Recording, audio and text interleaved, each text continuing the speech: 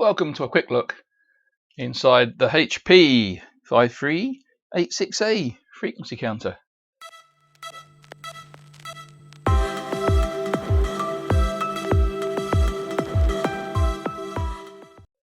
So let's have a look inside.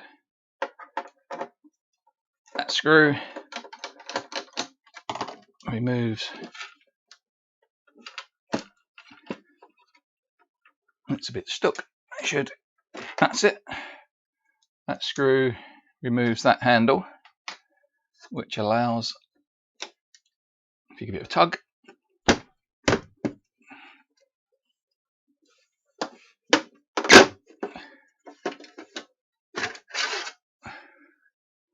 case to come off.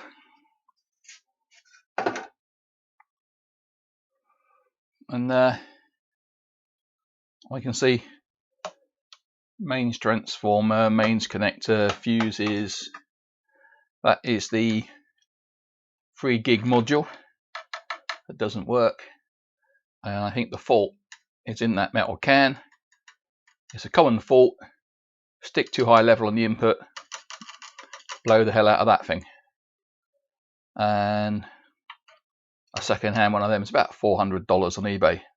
Underneath there is where I want to get to next. So the next thing is to remove the screw, which I'd already loosened because it was really tight.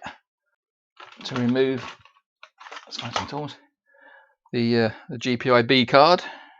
So that's held in by a clip and an edge connector. So that comes off, revealing the oscillator. Crystal is there. See, it's a 10 megs. There's an adjustment that comes in through the hole you can see down there, and the output comes out through that resistor. Yeah, there's the XO. The RF comes out through that resistor. So there's a bit of a resistor divider between there and there. That oven's not present, and that resistor, the one down here, looks like it's had something fitted because there are wires in there. It's never had that option fitted, so I don't know if that's part of the test process they put that in. Alright, we'll just bring scope probe in, which is effectively either that end or that end, and there you can see what's on the oscilloscope. 20 nanoseconds per division. It's bouncing around 10 megahertz. Not exactly a good square wave, and it's on 10 millivolts per division, so there's only about 20 millivolts of signal. If I move to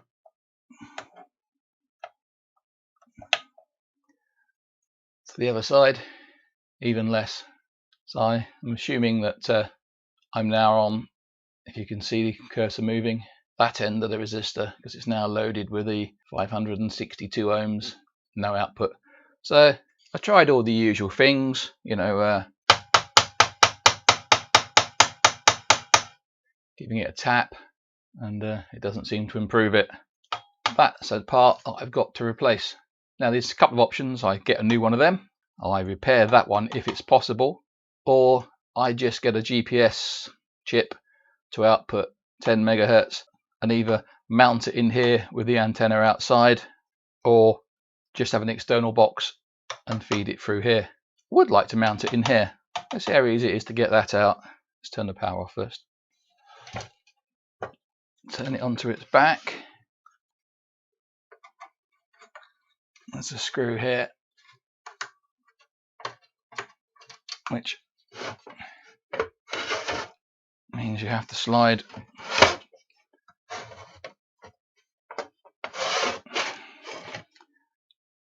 all the way off. This is the oscillator.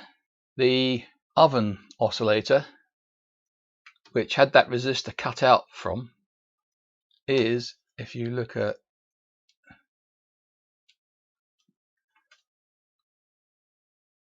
those pins, those are the pins or the holes where the oven oscillator would go. And as you can see, there's nothing in it. And also you can see here they've put guard tracks. These are the signal lines for the 10 megs, and they've put a guard track to sort of cut down on either them emitting or other stuff getting to them. There's no sign of corrosion in it, so I think the fault is in the oscillator, which see there, someone's been in here at some point. So maybe today's plan is to see if we can remove the oscillator section. So get the soldering iron to warm up, solder sucker, some desoldering braid, and we'll see how we go.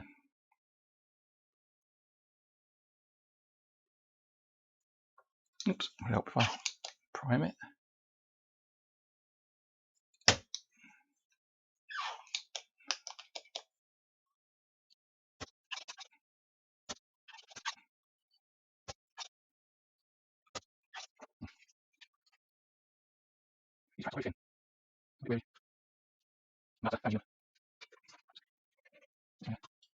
I just want to show a zoomed in picture here of pins finally unsoldered, and as you can see, move this one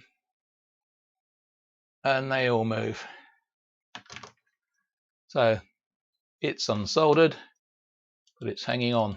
So let's come back out, flop her over.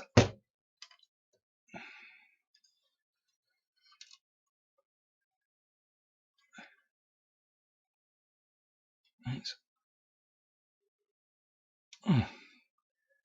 firmly stuck down. When it zoom in,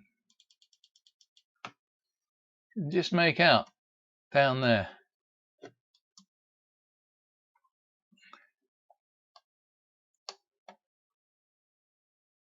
It is stuck on a foam pad. Not sure whether I can see it or not. Is there one at the back? I'll pause while I get that out. Well, I thought I'd show this attempt. It's a nylon waxed lacing cord. What I'm going to try and do is get it down below the actual device. Could take the board out, I suppose.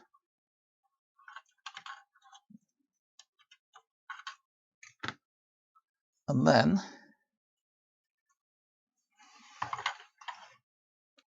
with a kind of sawing action,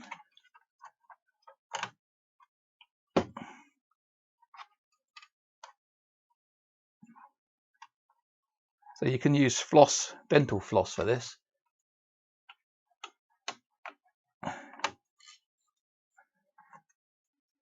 That has remade it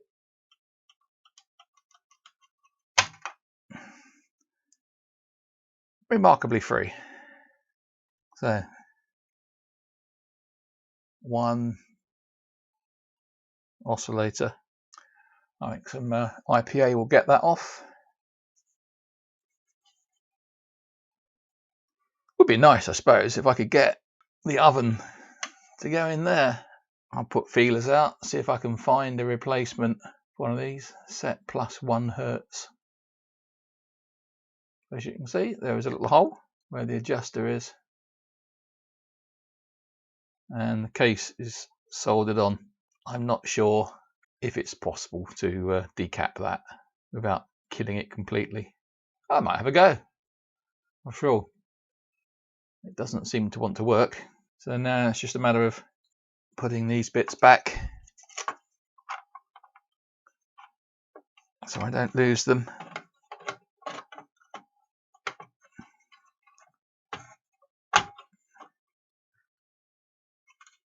One screw to hold it for now.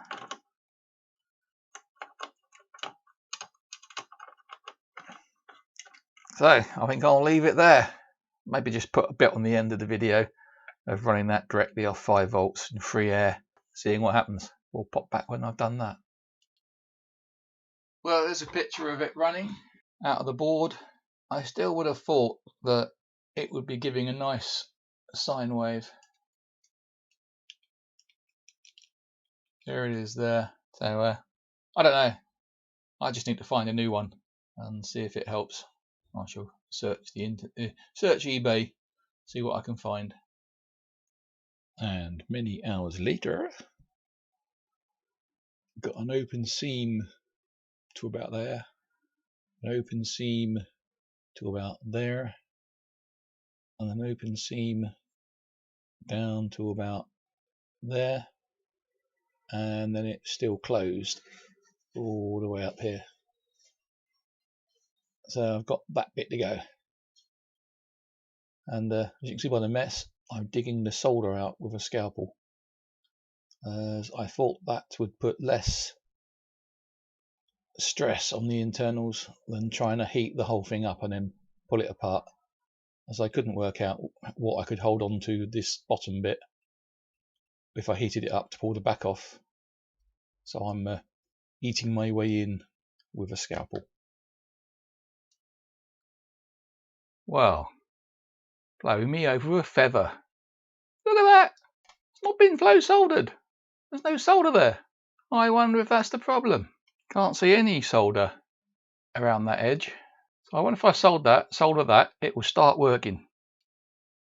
Well, let's flow some solder on it, shall we?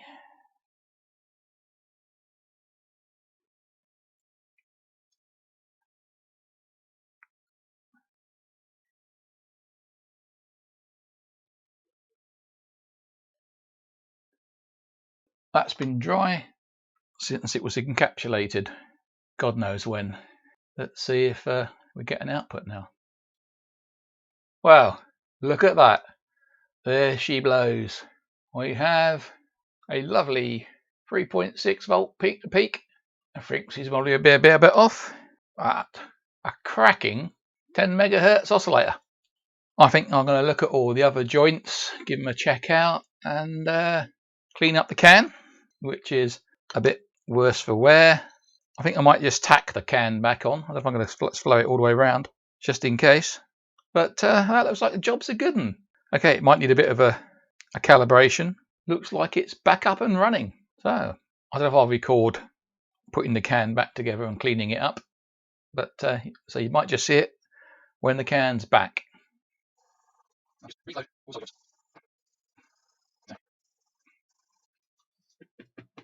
Expensive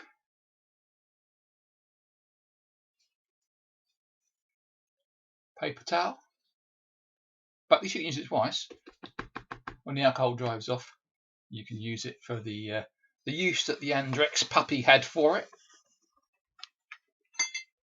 Only I wouldn't bother now because it's got lead on it, and you really don't want some lead in your pencil, do you?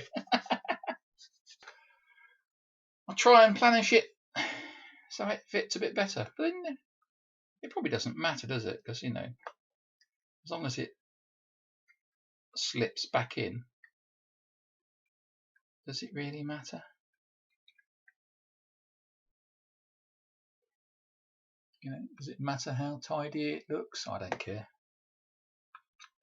The important bit is it works.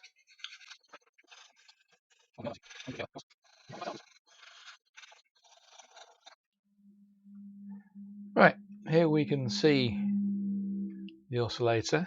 I tacked it in 4 places just to solder it on, and if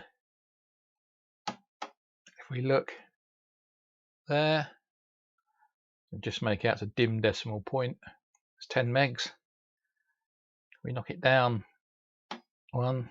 It's now, according to this, spot on 10, 100,000, 10,000, 1,000, 900 of hundreds, tens, units.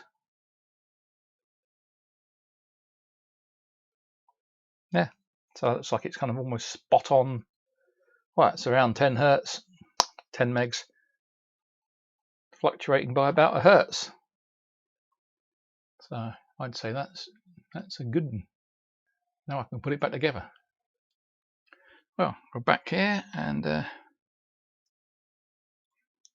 put some double-sided sticky tape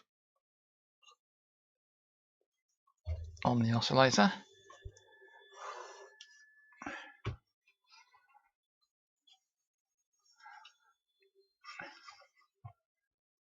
That's now poking through the board.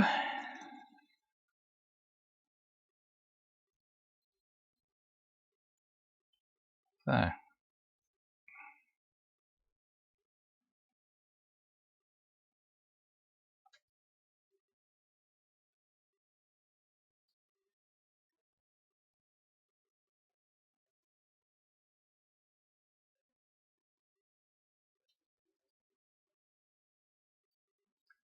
right, fingers crossed. Let's turn that light out.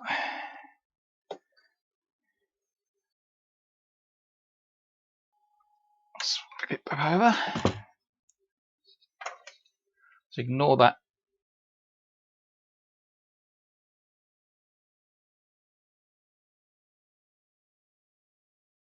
There's a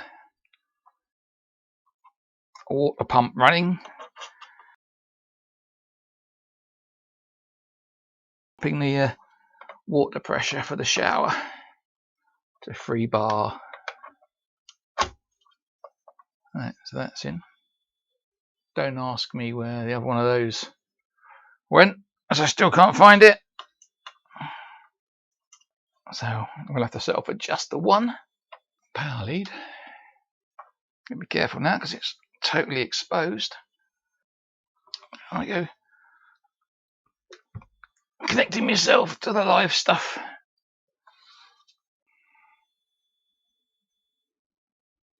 Hey,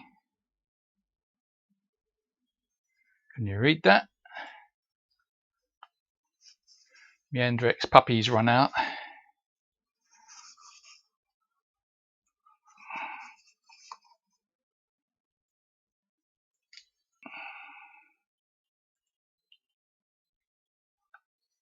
Careful now, I don't knock the tube over. Maybe it'll get more stable as it warms up, but then also I should be able to press it again. Pass. Address 06. Now hopefully this shouldn't be zeros that it was last time. Hey, look, 110, 110, 111. So, doing something.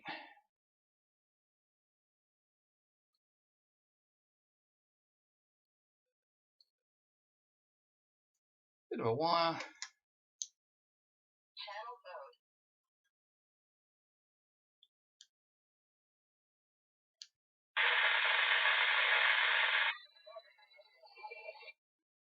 Frequency mode. Channel mode.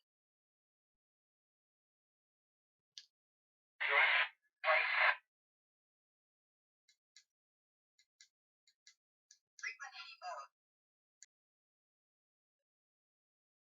Here I connect input A to my signal generator, and it's running at a 140 kilohertz.